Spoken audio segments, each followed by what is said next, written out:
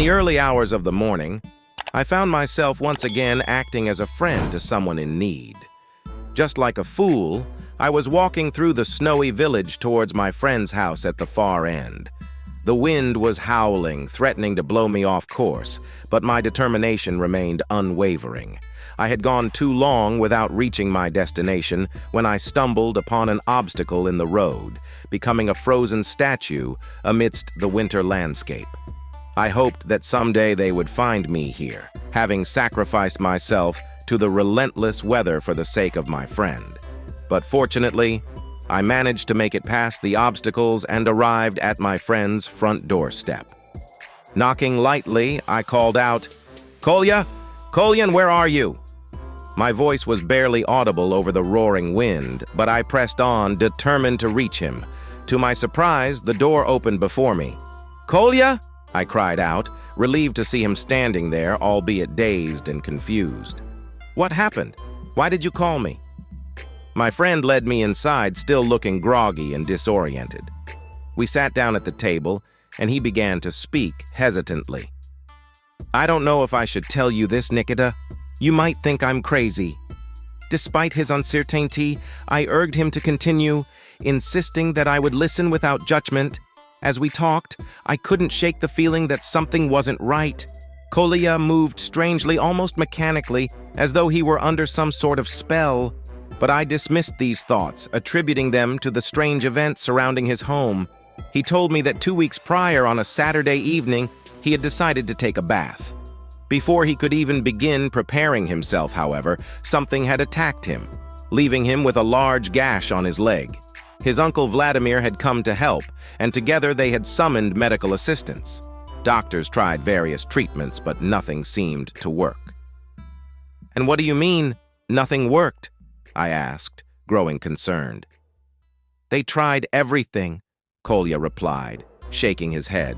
"They sedated me, gave me shots, even brought in specialists to deal with whatever creature was living in the bathroom. But none of it made any difference." I struggled to comprehend the logic of such a situation. There couldn't possibly be a creature that couldn't be killed. Something didn't add up. "So what am I supposed to do?" I asked, frustrated. Kolya looked at me with a blank expression. "Just come and see for yourself." As we approached the bathroom, I caught a whiff of burning flesh and metal. Inside, the room resembled a slaughterhouse more than a place for relaxation. Kolya lay there, his stomach slashed open, revealing his intestines. His legs were completely charred, the skin peeled back to reveal the bone beneath.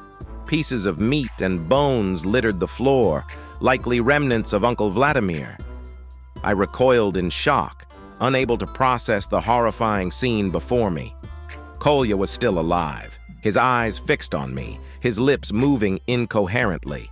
A putrid substance oozed from his mouth, revealing a monstrous growth unlike anything I had ever seen. Outside, I heard approaching footsteps. I glanced nervously toward the window and hid behind a nearby wall, praying that whatever was coming wouldn't notice me. The door creaked open, and in walked a creature unlike anything I had ever seen. Humanoid in shape, yet grotesque and terrifying. It bore sharp teeth and bulging eyes.